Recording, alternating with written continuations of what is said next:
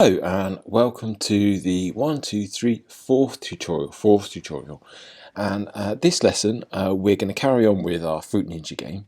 I said last lesson we were going to look at functions, but I realised that maybe we just need to run through arrays, so I might do a little bit on functions if I've got time, but I want to keep these videos quite short, to 10 minutes. So we're going to look at arrays and how arrays can hold lots of data, and in our game world they can hold lots of sprites. We're also going to look at looping through arrays because that's where it becomes useful. Let's go to our code, open up your code, your script in Visual Studio, and this is where we left off. We created a couple of doubles and floats just to demonstrate the different data types.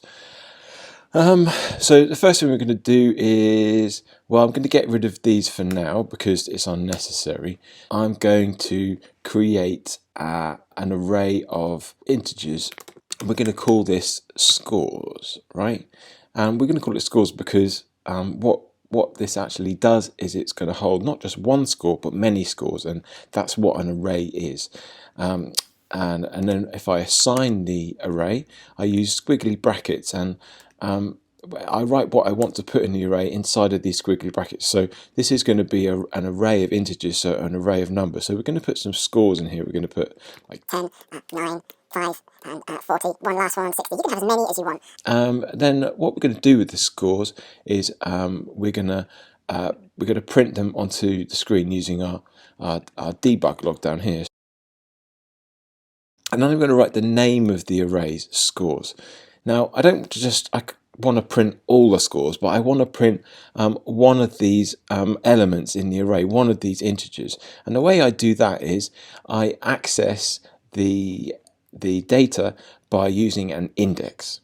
Now arrays start at 0, so 10 is actually at index 0, 9 is at index 1, 5 is at index 2, 40 is at index 3, and 60 is at index 4. So if I wanted to access the first one, for example, I would write scores, and then I'd use the square brackets, and then I'd put the index in here like that. Now that will print out the first score, 10. If I want to print the second score, I put index 1 like this, and I save that. And then I go back to my game, play it, but then here we've printed out the array at index 0, 10, and the array at index 1, which is 9. Maybe we don't want to have to specify each one. We don't have to write 5 lines of code to print out every element. So what we can do is we can use something called a for loop. For loops are great because they allow us to loop through arrays very, very quickly.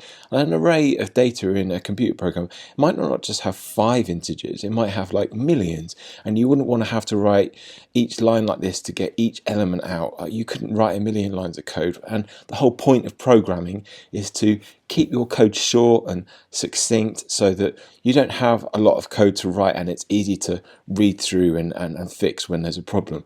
So we're going to write a for loop in our start function, and what we do is we use the keyword for, and then we use curved brackets, normal brackets. The first thing we need to do is we need to create an index. So we define an index, we use int, and then we say index, and this is going to be initialized at 0. So what that does is it says we're going to start off looping at 0. If you want, we could start off looping at 1 or 2 or 3 or 4, but we don't. We want to start at the beginning and we want to print out each one to the screen. The next bit we do is we have a condition. Now conditions mean that the loop will carry on until it is met. So we want to loop this array until we get to the end of it. So what we do is we write while the index is less than, and then I write the name of my array, scores, and then I press the dot, and I want to get the length property that belongs to all these array objects. And what that will return is, well, if you make an intelligent guess, it will return the length of my array, which is 1, 2, 3, 4, 5. So the loop will keep looping until the index gets to 5. But how is the index going to increase? Well, that's the next bit. We've got to separate with a semicolon. We've got to add the increment. So here we're going to do index plus plus. This is the same as writing index equals index plus 1. It's just a little bit shorter. I'll leave that here for now, but the best way you can update an index is just to write plus plus instead of that. Again, saving code, saving space, that's the whole point of programming. And then what you've got to do is you've got to have squiggly brackets, and like with functions or classes, everything that you want to happen in this loop will happen between these two brackets. So, and what we're going to do here, we're going to print out each element of our array. So I'm going to write inside of this loop debug.log.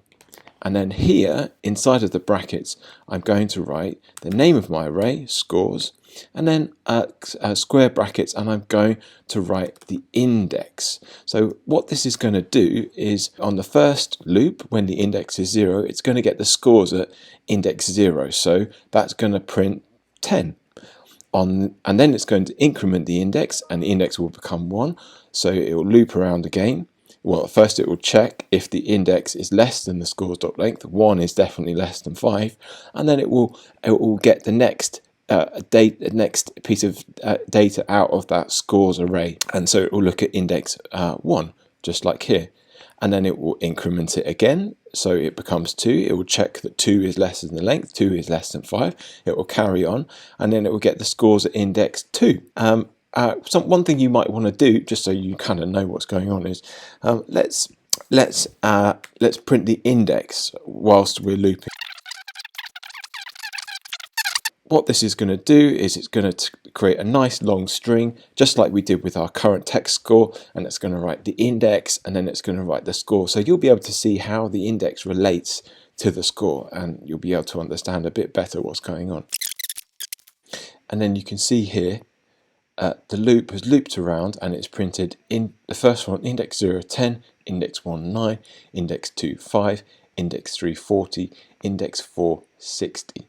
But there's a easier way of doing it, a command called ForEach. You don't have to worry about updating the indexes, it kind of does it for you, but all you have to create a variable that's going to be each piece of data on each loop. So we're going to call that our score, and then you have to say that we have to get that score out of our array. So then we need to specify the array that we're going to get the score out of, the integer or the score out of, and then you use the squiggly brackets. And then in the same way we can debug log it,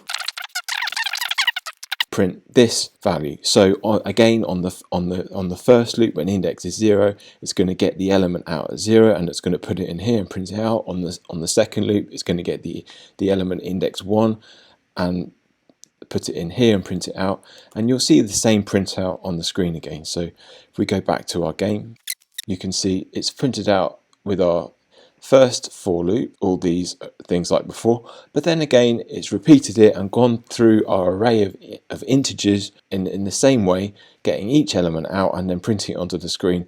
That code is a little bit easier, and perhaps it's more clear. And so I did say I was going to mention functions. So a function is like a start or an update, because you can see our start function is getting really big now and it's doing lots of things. Well, functions are great because it allows you to separate up the code into readable chunks. Void, you always write void first for a function unless it's going to return a value. You then write the name. So, and then what I'm going to do is I'm going to cut out all this code here, and I'm going to put it in here. Then below I'm going to create another function. So it's always good to name your functions specifically what they're going to do. And then some people think that you should read a piece of code like a book. So when you come into the start function, you should just be able to see a list of functions, and you should kind of have an idea just by reading the name of them what's actually going on in the program.